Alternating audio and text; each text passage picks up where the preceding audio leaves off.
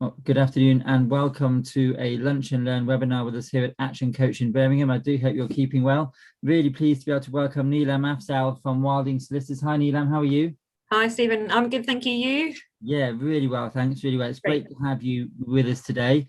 And for those listeners who are with us maybe for the first time or for the second or third time, it's great to have you along as well. We're broadcasting on live on Facebook and LinkedIn, and also this will be available on YouTube, so you might be listening later on to us as well. We're going to be talking more about the furlough scheme and sort of how to support employees. And I guess I've called it helping employees and employees. There's two sides to every scenario, isn't there? Neelam. But first of all, just want to introduce yourself and tell us a bit about what you do at Wildings and how that sort of plays into practice. Okay, so I'm an employment solicitor. That's my speciality, my expertise. And I work for, and I'm a partner at Wilding Solicitors. So we're just literally out of Birmingham City Centre. We're a high street conventional practice that offer many areas of law, including employment. So I support businesses and employees in employment law related tribunal issues, furlough, redundancies, the whole spectrum of employment law issues. And one of the great things over the last 18 months, it's almost 18 months, isn't it? It has been the furlough scheme. It's been a great support to both employers and employees to make sure we've all survived financially. And that businesses have continued to prosper or survive. But I'm sure there's been lots of challenges and lots of questions and lots of interesting angles to the furlough scheme and employment generally. Yeah, it has been 18 months, 21st of March 2020. Gosh. Yes. So and it's unprecedented times. Nobody ever would have thought that this would have ever happened. And the concept of furlough was a very new concept, although I'll talk about it. It was there before because it's been around. It's just that, in the States, we've just not known about it. But it's one of those new words in the dictionary that nobody used before the pandemic. Absolutely. So we've and it has been a godsend for so many businesses and for employees, ensuring that there is some sort of income and that there is some sort of support for businesses. And in addition to furlough, we've had other things as well. We've got the young enterprise, the work experience from the job centre, that scheme as well. Kickstart, yes. Kickstart, that's it. And then we've had lots of different grants and support systems in place. But as we know, obviously, hopefully we are now coming to an end. We know with the lockdowns finishing, hopefully on the 19th of July. Yes. Furlough will be coming to an end. And, we're here to help those businesses and employees to kind of work out how they go forward in keeping their business still viable after furlough. Yeah, so I think there are some changes to the furlough scheme from the 1st of July? Yes, so tomorrow. Yes. Are you able to just update us to where we are with the furlough scheme generally, Neelam? Yeah, so I have got some slides. Yes, by all means, share those with us and then talk us through it. And I'm sure there'll be questions that will come in from our listeners, maybe employees and employers that may want to sort of unpack particular points you're talking about. So I think, can you see? Yeah, that's perfect. That I'm going to go through them rather than do the whole screen. I'll just go through them one by one. So my contact details are there, first of all, in the first slide. My contact number, the mobile number, and my email address. So if anybody is watching this back and they want to reach out and get some advice or ask any questions, we're more than happy to do those. And I'm always happy to have an initial consultation, a chat without any fees. So we're not lawyers that start clocking the time straight away. We'll have a chat. Yeah. So what is furlough? And we talked about this just briefly just now. So it was a concept that actually was in America. It was actually back in the 60s as well, when we had like miners and job losses. But it wasn't as widespread as it is at the moment. And it's a grant scheme where the government is promising to repay employees. So the idea is it's not to terminate your employees' employment because of COVID, to retain them. That's the whole key of this, or try to retain them the best way that they can. And this is by offering this grant system. It operates via a PAY. There's an important point you make there, Neelam. It is a grant, so employers and employees don't have to pay this money back. It's given to businesses. Correct.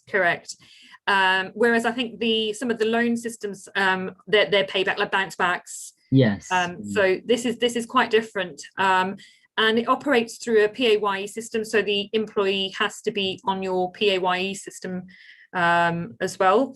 And there are various qualifying factors. Now, back in last year, and I've touched on the qualifying factors, but they are quite lengthy. And I think by now people are quite rehearsed on eligibility.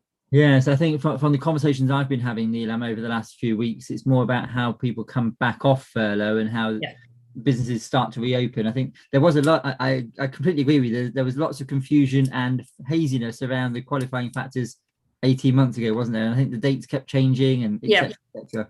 Yeah, so they had to be on your payroll at a certain date, then that was moved on and moved on. And then we had, for example, umbrella companies and directors and, and there was so many, and the government issued so many guidance and updates.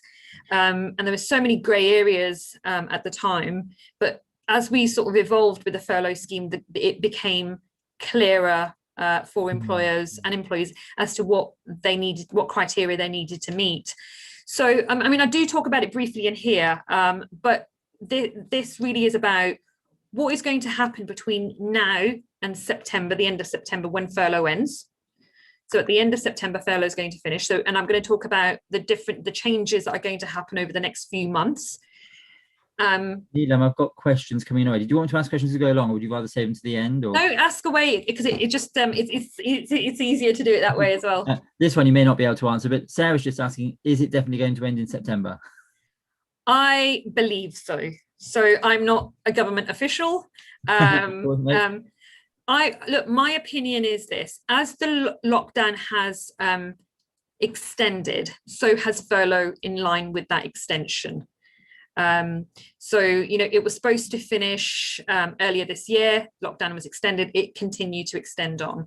Yes. If we are, and this is my opinion, that if we are due to come out of lockdown on the 19th of July, we've then got August and September for businesses to reopen. And we've seen a lot of businesses reopen, but what they've done is they've not gone back to full capacity because they're not housing full capacity customers, like hospitality and the food sector and the pubs and the bars. They're not at their 100% capacity. And I think when we start to get to that point, staff will be then coming back off this flexible furlough arrangements that they have as well. Yes. Well, I actually see we're almost beating the questions, which is coming in first. Your comments or the questions. So the next question that's coming is: if we don't have enough work to bring somebody off furlough full time, is there a flexible option going forward after September? No, at the moment, the government have announced nothing from the end of September that coming into the 1st of October that there's going to be any flexible furlough. Tapering off, isn't it, almost? Yeah.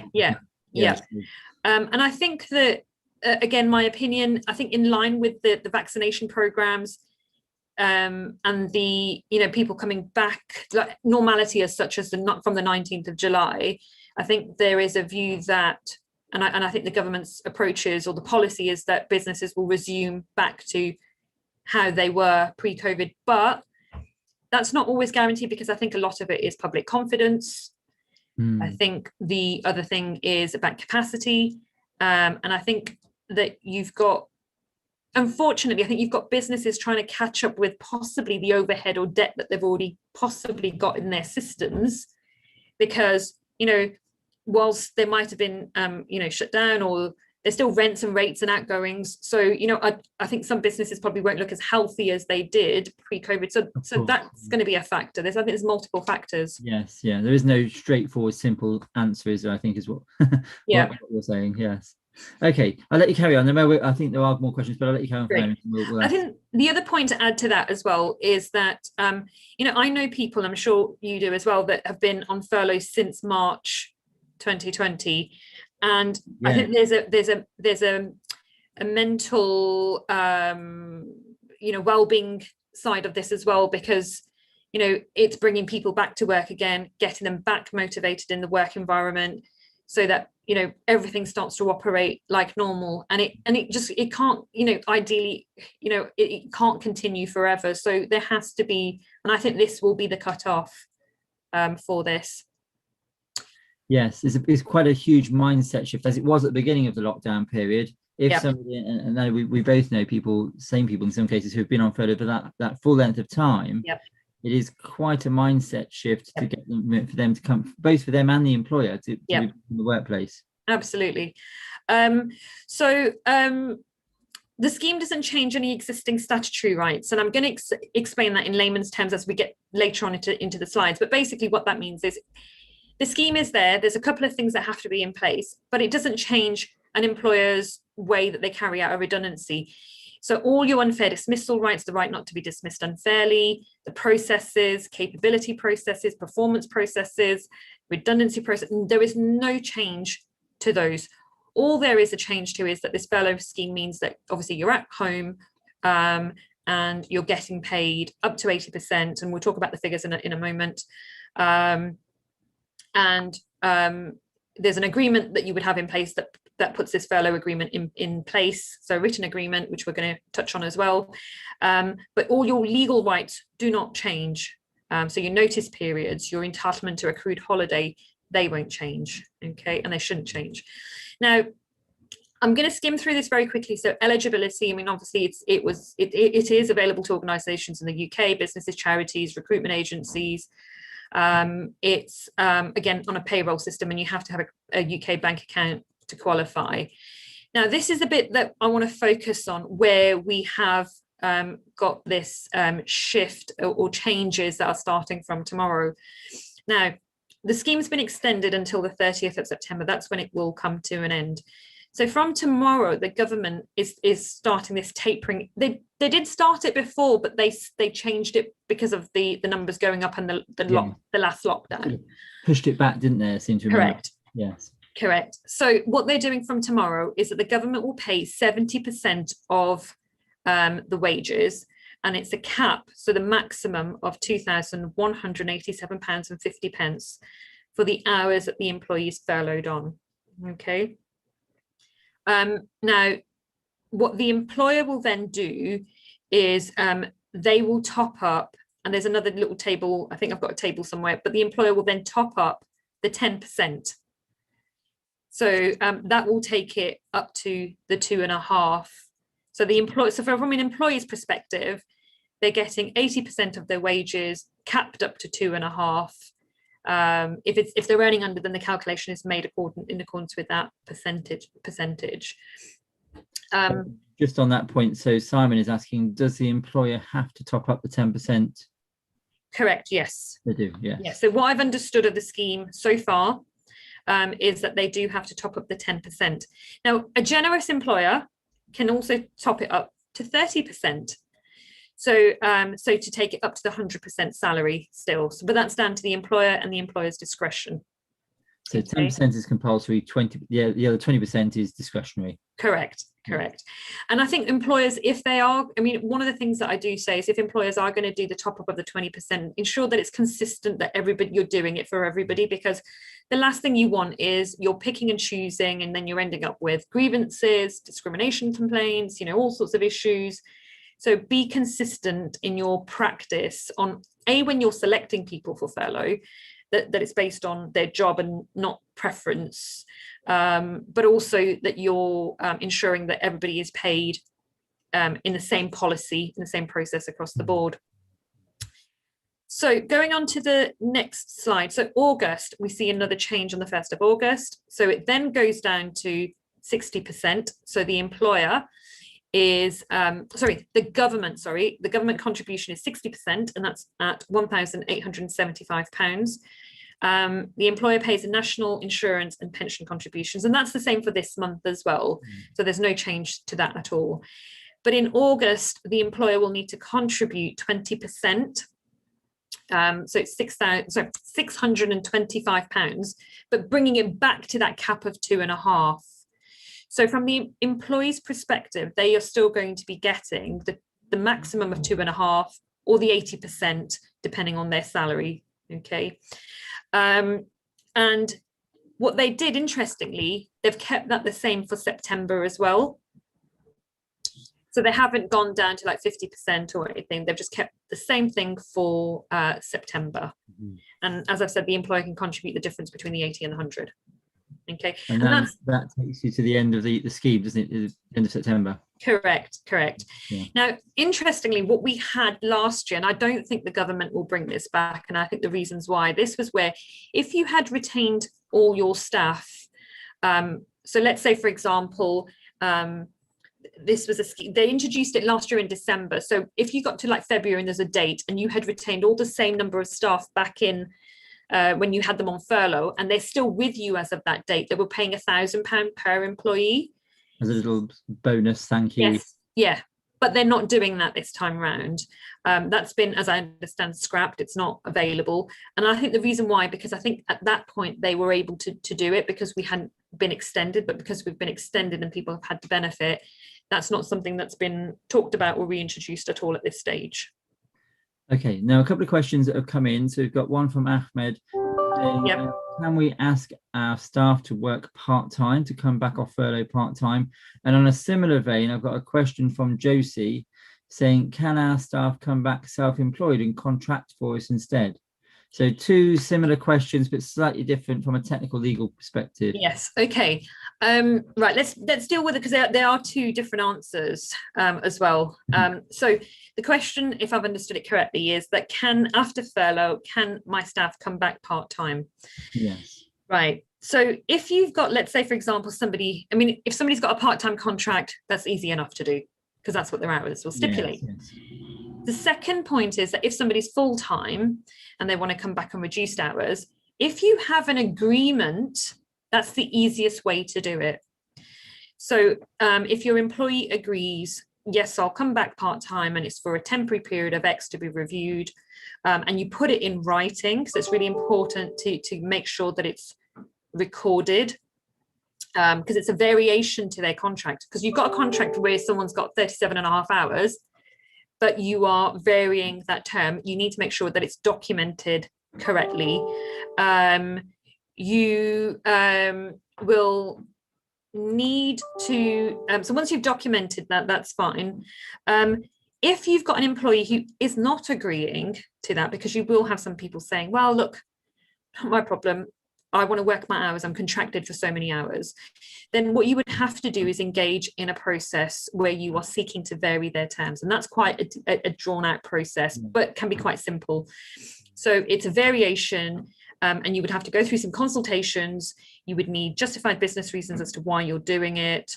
You would need a good proposal in the sense that from a business perspective. So I always say, start off with a good business reason as to why you're doing it.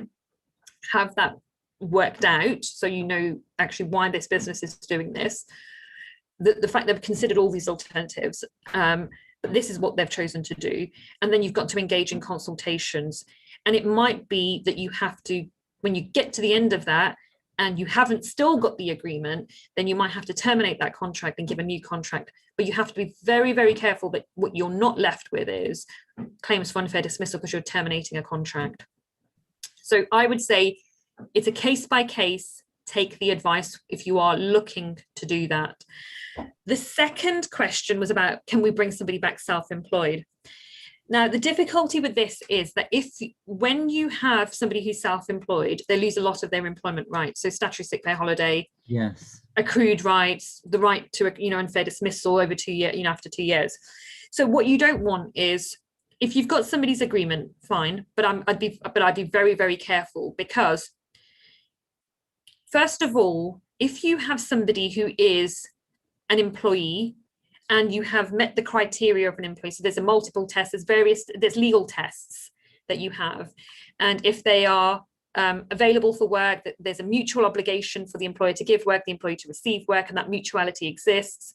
There's the control element, from all the facts of that person working, it really appears that they are an employee and not self-employed. Then there's the obligation of tax and national insurance. The last thing you want is HMRC as well knocking on the... We've seen that played out in the last 6 months or so with some of the big cases in the courts. Uber being a key one, where it was classed that they were workers, and Uber then had to start paying back all the holiday and all the minimum wage figures and etc. So that's no doubt cost them significantly a lot of money.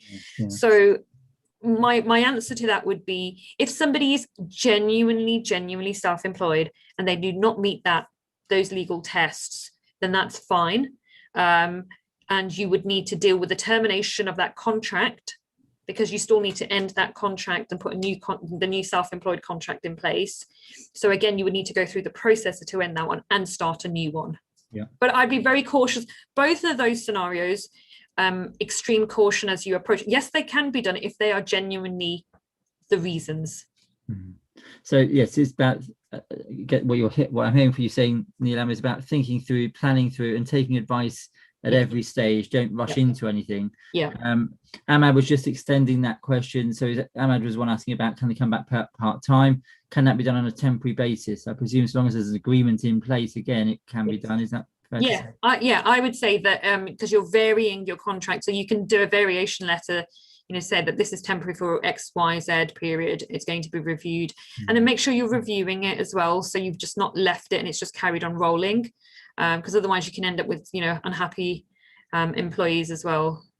I think the key to all of these things, as we said, Action Coach, when we're talking about building teams and developing your business, is about communication, isn't it? It's a key to everything. Yeah, I mean, I think that's absolutely it. I mean, a lot of this, we've got the law and we apply the law, but it's a lot of it's common sense. And I say the word common sense because, unfortunately, I've seen all sorts of scenarios, a wide spectrum of scenarios where employers and employees are just not communicating with each other. And then there's a lot of misunderstandings that get built. And it just spirals out of control then, because then you start to get to a point where you're losing trust and confidence in each other, and the working relationship then starts to break down. And the idea is, team meetings, appraisals, catch-ups. I mean, we do it here. We have staff meetings, we have appraisals, we have team meetings to make sure that we are communicating. We've got an open door policy with our staff, so it's all of those kind of factors to put in place to help your teams work and move forward. Brilliant. I know you've got more slides to share. There are more questions coming in, Neelam, but I'll let you carry on for the moment. Okay, so I'm going to just run through these about eligibility. So obviously agency workers, zero workers, office holders, nannies, apprentices, salaried partners, fixed term contracts. So obviously who can qualify. And I think by now businesses have worked out who's on furlough and who isn't. Yes. So employers can put somebody in furlough as long as they were employed, and this is where they revise the date. So as long as they were employed before the 2nd of March 2021 for claims that were starting after the 1st of May. They don't have to be furloughed before. So and obviously I talked about ensuring that the people that you do pick are on not discriminated in any way.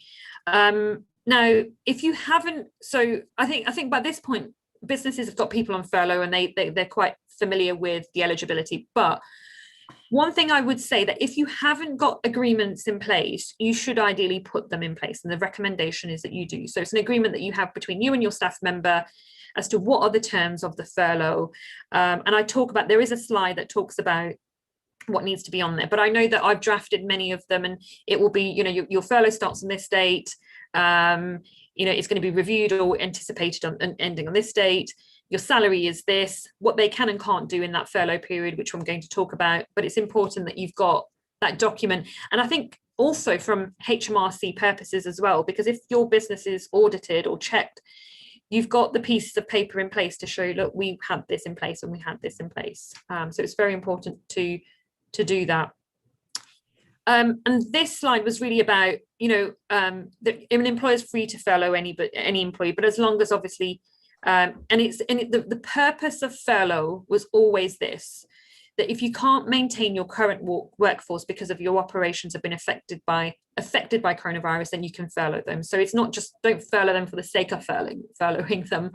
You've got to have, because every business will have different impacts of COVID. So for example, some businesses have a supply chain, and if that supply chain is affected because of importing from countries abroad because of COVID, then manufacturing is affected on the ground in the factory shop floor. So that's a different kind of impact of COVID, or whereas not having customers is a direct impact. So there's different ways that businesses will be impacted.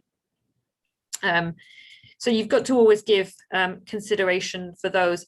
Now, I did do some questions, and I think this always helps. So, the questions I was often asked about furlough was, can I put my employees on furlough leave? The idea is that you've got to get their consent to their variation because you're varying their contract. we've had scenarios, scenarios where employees, I'm very rare, very few who don't want to go on furlough. If that happens, then a business has to look at alternatives. Can they keep them going? If they can't, then, potentially you could be facing a redundancy or a termination of employment, depending on the facts. Written consent, I've just talked about that. You do need to have that in place. So, if you're not sure, obviously reach out to me. And there is some guidance, and I'm happy to share this. ACAS offer some guidance on an agreement as well. So that's really helpful, just to signpost. Can you dismiss? So people thought, if somebody's on furlough, we can get rid of them. That's it, don't need to come back. That's not correct. You've still got to go through the processes of each and every reason to dismiss somebody, to ensure that there's equality and that discrimination, that you're not discriminating, and also that you're not receiving an unfair dismissal claim. And I think I have to really emphasize that it's really important to understand that there's no change to employment law. To make the same point, that the existing practices and laws that we would have all worked to in are still there, aren't they? Absolutely. And we're going to talk about redundancy as well, and we're going to talk about how people are returning to work and how sort of factors to consider from a risk assessment point of view as well. Can you force your employees to take furlough? The answer is no, because the employee is ready and available for work. But what you can look at is variations. So, for example, if you have a very, very good contract drafted, you might, for example, say, okay, I can't force somebody to take furlough, but I might be able to vary their terms. We were talking about the part-time. So yes, so that might be a solution, but your contract might have a term in there to say that we can vary your terms without agreement. Be careful of that as well, because if you are changing a serious or a fundamental term of that contract, the safer route is to go down the consultation to do that. So I've got a question coming that might be the right time to ask it. So Jason is just asking about an employee who wants to come back but doesn't want to work full time for the office. How does the employer have to vary the contract, or how would they manage that? Okay, so what I would do is I would first of all ascertain the reason why, because there might be some underlying reasons. And this is, I suppose, me, the lawyer, the safe hat on, saying, look, if somebody's got some sort of condition or they've developed a mental health condition, the employer might need to know that to support them. So you just got to bear in mind that there's no other issues lurking around. But if there isn't, and it's just the employee's just taking it as a choice, then all you would need to do is agree and have a variation letter. So you don't need to redo your contract, because a lot of people think, oh, they've got to redo the contract again.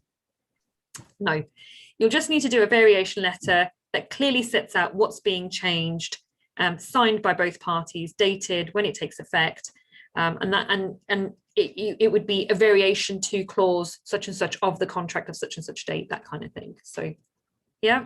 That is possible. As the employer can insist that they come into the office, and what happens then? So are we talking about coming back on the 1st of October? Jason hasn't said. Okay. Okay, I'll answer it. There's two possible ways. So for getting an employee to come back to work during the furlough period, the answer is yes, an employee can end it when they want, depending on the terms. So if they need to give a week's notice or that's fine. If they need to give no notice, that's fine. It depends on what's written in the agreement. Yes, of course. We were writing them so that at least it's fair to give them a week's notice, to say the employer will notify you by giving you a week's notice when you'll be returning from furlough. It just helps the processes a bit better. So if that's the case, then the employer's given that notice, the employee must come back in again. If the employee does not come back in, then try to find out why. I've heard a lot of problems where employees are saying, look, I just don't feel it's safe to come back to work because of this and this, or health reasons, or I'm concerned about, the COVID and catching it, whatever it is. Talk to your employee and find out why. If after that you've put all the measures in place, so I'm talking about, which I'm going to come on to it, risk assessments, and things you can do in your workplace to kind of prevent. So if you've put all the measures that you have, and you still got an employee refusing to come back into work, then what you might have to do, and it's not something I think I like at all, but it's unfortunately a process, is that you might then have to start potentially a disciplinary because they are absent without leave or absent without authorization, and you would need to then go through a disciplinary process. An investigation, disciplinary meeting, outcome, right of appeal, and it can be quite serious for an employee. But again, it's case by case on that scenario. Yes, and again, I guess you're the expert, Neelam, but I presume it comes back to what we were saying earlier on about communication. And if we can try and avoid that by understanding the situation, understanding the views in the situation, and come to an agreement, then by all means, that's the better way to do it. It resolves. I mean, if employers and employees just communicate well enough and take a reasonable approach and a sensible approach, they will resolve 90% of the issues, which means I'll be out of a job. But unfortunately, it doesn't happen because emotions can get quite high in scenarios. Yes, yeah. Okay. So what do I do? We've just talked about, obviously, one of the questions, if my employee doesn't accept furlough. So I'm going to skip that one. We talked about termination, redundancy, and those rules apply. Doesn't lose any employment rights, they still continue. Can the employee work during furlough? The answer is no, the employee can't work. They can do training as long as they're not receiving any income or generating any income for that business. Now, I've got a question coming on that. I was holding on to, I thought you might cover it, so I was holding on. So the question from Mike is, he's got a member of staff who's taken on an additional job whilst on furlough. And in his contract with Mike, it says once you work, when you work for us, we are the primary and only employer, sort of thing. And Mike's not sure how to handle that. So sorry, what does Mike's contract say? So no, Mike is the employer, I think. Okay, so Mike, what's the contract? The contract that Mike's issued, what does it say? Oh, well, I have to wait for Mike to come back. He was sort of implying that in the contract, they are the sole employer. Okay, so there's different. Taken on something else during furlough. Okay, so what we were recommending when you've got, so there's different ways clauses in contracts can be drafted. So, and there's a distinction. So if it's drafted along the lines of that, you will devote all of your working time to the employer. And if you want to go and work for anybody else, you need to seek consent. The recommendation is to get that employee should have sought that consent. Okay. Number two, if it's to devote all of your time, so there's a distinction between working time and all of your time, because it depends if this person's doing any hours that are outside of the contractual hours. Yes, yeah. So there's a lot more fact gathering to give this person the answer. Because if the person's, let's say, doing an evening and the person's not contracted with Mike for the evenings, that's fine. If that person if the contract says that they needed consent, they've not sought consent, then ideally they should have. But I think the approach is, and the sensible approach is to, first of all, again, talk to your employee. If they're going to be coming back off furlough, then they will need to decide which job they're going to do, because they can't be in two places at the same time, and see if you can work out something. If you can't, then that employee will either have to change their hours or leave that position because they've got another job. Absolutely. There's a conversation we've had there, isn't there? Yeah. But just to give you a break for a minute, if you're listening to us on Facebook, on LinkedIn, or on Zoom, we've got Neelam Afzal from Wilding Solicitors. We're just talking about the furlough scheme, and as it starts to come to an end, to taper off, some of the queries and questions that employees and employers may have in that process. So please do keep those questions coming in. Back to you, Neelam. Great. Okay, so anti-abuse measures, and this is largely for businesses. So I think, and I did look at this earlier in the year, the HMRC were publishing lists of employers who had taken benefit of the furlough arrangement.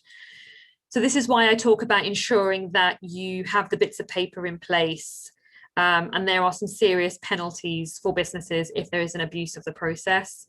So I just wanted to make people aware. I don't know if they're still publishing that list. I did check it back earlier in the year, but I would think that they're probably, if they did then, they will do now.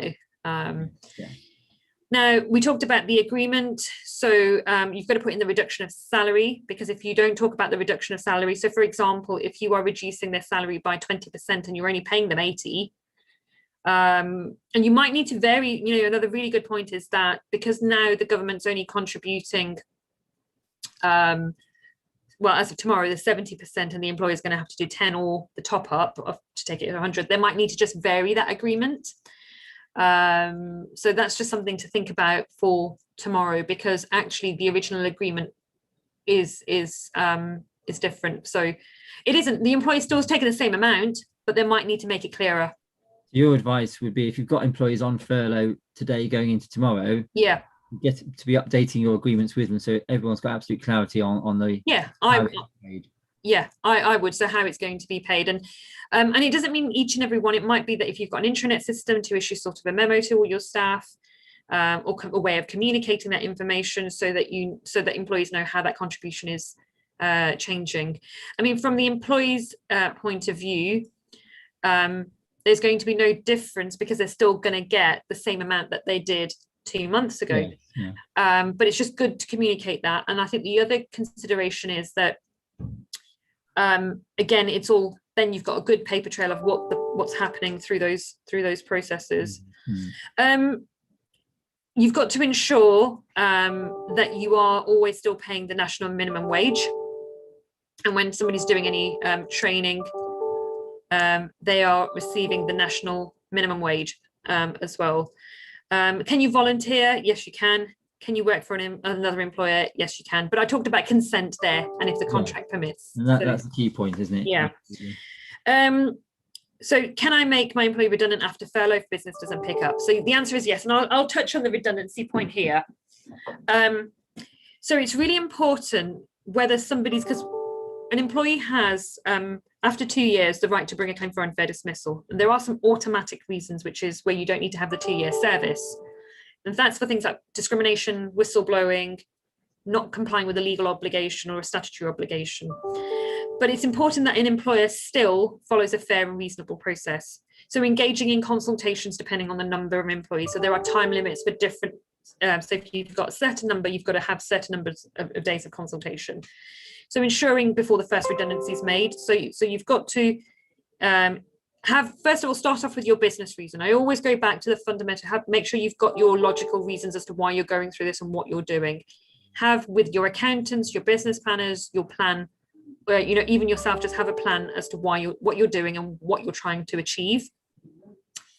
And then go through your processes to ensure the letters, the consultations, the minutes of meetings, the letters that are issued, the right of appeal, because all of these things, if the process is, if the reason is fair and you've not followed the process, you can end up with an unfair dismissal.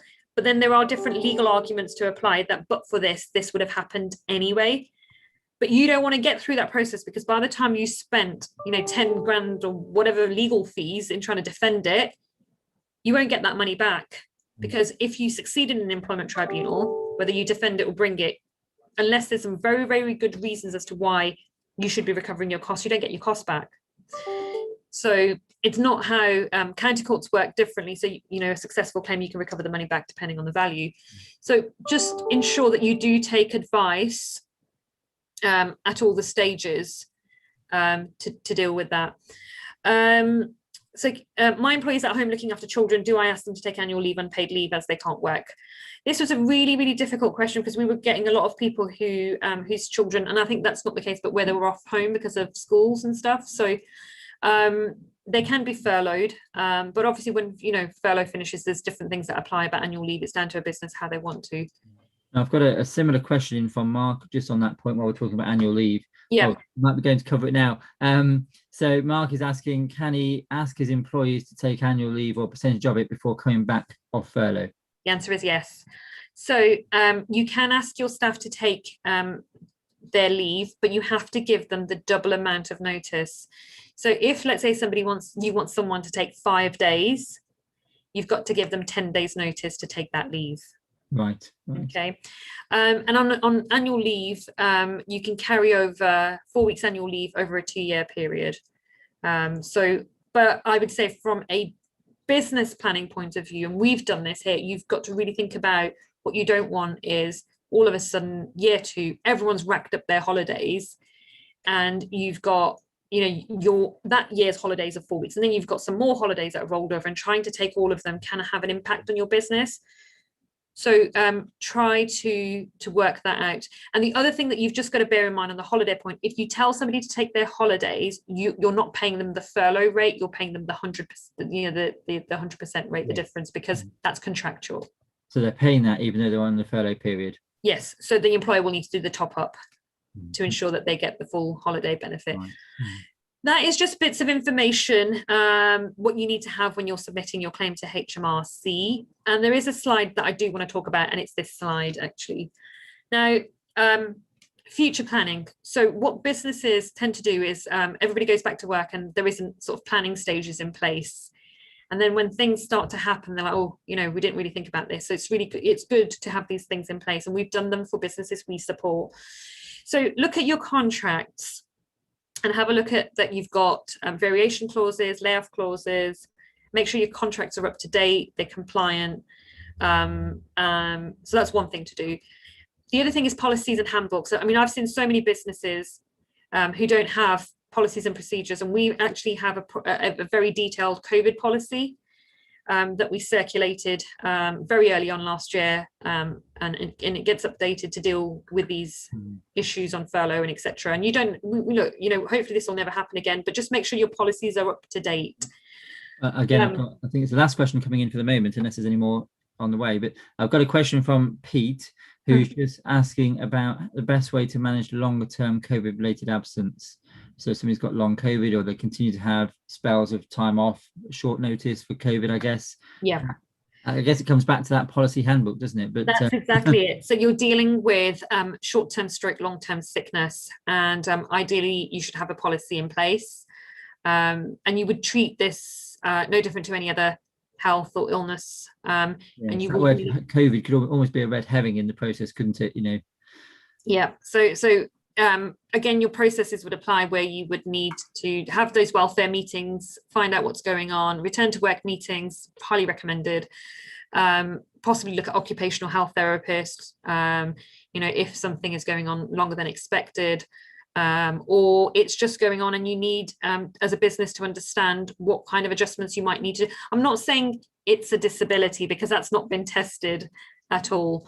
But I would say that, make sure that the employer is in the full know-how of actually, it might be that that person in a few months might go back to normal, and they might need an occupational health report or some adjustments you might need to have a look at. Make sure, the other thing that's changed as well is people working from home. I know a lot of businesses now have said, look, we're going to work from home. I think there was Deloitte's, Deloitte's. There was something issued yesterday saying that all of their staff are going to work from home. So make sure that your handbooks deal with flexible working requests, which are more likely to be granted now, I think, than where employers were saying no before, and there were lots of claims coming out of them. Make sure that you've got lone working policies if people are at home. Support. The mental health support aspects, home working policies, remote working policies, data policies, because you've got data, people's stuff at home. They might be using the devices, security around all of those things, and risk assessments. Having risk assessments at home as well, to ensure that that your staff are working safely. And I'm going to touch on a very quick point. I think it's a very important point. About returning to work, because I'm not sure a lot of businesses know that obviously they would need to have a risk assessment. I think there's a certain number that I think it's 5, so don't quote me, but if anybody wants to check. But I would say just have it in place anyway, regardless of numbers. A health and safety, a COVID risk assessment, which looks at your workspace, your offices, if you're seeing clients, and it also, make sure your staff are involved in that risk assessment. Also having, which you should do anyway, risk assessment for pregnant women as well, but just obviously, understanding that they might need more support in this kind of environment. Anybody with a disability might need more support in this environment, and make sure it's displayed. We have ours on a central notice board, so that our staff can see the COVID risk assessment, ensure that you update it. And another piece of information that obviously, and I think that it's not been out there as much, but it's Birmingham City Council had issued some information about that if somebody in your workplace has COVID, then it needs to be reported to Birmingham City Council. I didn't know this. I learnt this through some intermediaries, but basically it's not information. So keep up to date with your local council and the requirements, and think about risk assessments, think about screens. If you're bringing people back, what might you need to do? Like, for example, when we see clients, we've got a screen, we've got a Perspex screen that runs across the actual boardroom table. So a client will sit on one side and we will sit on one side, and you've got masks and sanitizers and all of those things. Just on that point about Birmingham City Council, Sarah's just asked an interesting point, actually, in terms of disclosing that information, because is it sensitive information that you can disclose about employees? What I would say is this: it's a relatively new thing that I've learned. So I think the best thing, I mean, I can't answer that, and I'm happy to answer that if directly, but I would say this. I think first of all, we've got to see if it's a mandatory or I would think it's a mandatory thing to do if Birmingham City Council have said that you've got to report people who have got COVID. I think the second thing is that you need to have a look at what they're asking. Are they asking for the name, or what are they actually asking for? Because at the moment, if they're just asking for numbers of employees, that's very different to somebody's name and details. Absolutely. So I guess it would be a case of checking what's being requested, and if they are asking for names and details, I would say the thing that you need to do is have a look at the consequences of not, because if it's Birmingham, could you be issued with a fine or a penalty or some sort of notice? So what I would say is that if that's the case, then just get your consent from your employee, because it's a legal obligation that the employer is complying with. Yeah. Now, the other thing that if you've got the right contracts in place and you've got a privacy notice, our privacy notice is that we draft for employees with a contract, basically has a section in there that says that if we're able to give your data, if we as an employer have to comply with a legal obligation. So if hopefully people have got their privacy if they comply with GDPR and their GDPR policies are quite detailed, then that should already be in there to comply with a legal obligation. So one to be cautious of, but compliant about as well at the same time. Correct. So if you're not sure, we'll give you details again at the end, Neelam, make contact and take advice. Yeah, so that's what I would do in those scenarios. And I actually did 22 slides, so we're on the last one, and that's my details. So look, you can find me on LinkedIn, you can find me on Facebook. My email address is there, my contact numbers are also there. Like I said, I'm more than happy to have an initial chat with anybody and sort of signpost them, see if I can help them. And that's about it. So I think we've just got to watch out and see what happens over the next few months. That's been really helpful, Neelam. I'm sure, well, just by the number of questions, it's one of our lunch and learns where we've had more questions, I think, than we've had for a long time. So obviously a very topical topic with the changes tomorrow and the tapering off, both for, as we've heard from the listeners, both from employees and employers. So thank you to everybody. I can't remember his name: Jason, Paul, Pete, Mike, and everybody else who's asked questions this lunchtime. Thank you so much. Stephen, I've just got one little thing that I'm just going to add, and I think this will serve the listeners as well. I didn't talk about it. So sometimes when when an employer is making somebody redundant, they will give what's called a settlement agreement. It's an exit package. So that's our bread and butter as well. So if anybody does obviously have any settlement agreements that come across, it needs to be signed off by a solicitor or a trade union rep for it to be legally binding. So what we do is the job is to explain the terms and implications, but we do go a bit further and look at any changes, any amendments, so that it's in the best interest of the client. So just bear in mind, if you do, and we were so busy in the first quarter, so January, February, March, I've never signed so many off. Went a bit quiet, but I think that will go back up again. So but just bear that in mind, the employees that are listening out there today. Absolutely. No, it's a great point. So if you're either side of the table, whether you're the employer or the employee, and you've got any queries or questions, Neelam has very kindly said that initial conversation is absolutely free of charge. Just get some initial advice. Contact details are on the screen, and I absolutely believe it's about having great communication and thinking through the consequences and planning your next step. and doing, as I say, in every aspect of business, doing your due diligence. So do your research, understand the latest guidelines on the government websites, and ask questions. So Neelam, thank you so much. Your contact details on the screen. If you want to make any, I'd also love to have a conversation with you if you're looking at to grow or change your business. We would love to talk to you here at Action Coach about how we can support you in that journey as well. But thank you so much, Neelam, for today, for taking up your time. It's been great having you with us, and we look forward to welcoming you again in the near future. But for now, to all our listeners, have a great week. We're halfway through now. We've just gone to the halfway point. So make the most of the next 2.5 days in your business, and think, what can you do over the next 2.5 days to take your business forwards, to grow it, and make sure you're maximizing every single opportunity that comes across your desk today. But Neelam, thank you so much. We look forward to seeing you. Thank you. And thank you to all our listeners. Take care and stay well and stay safe. Bye, everyone. Bye. Take care. Bye-bye.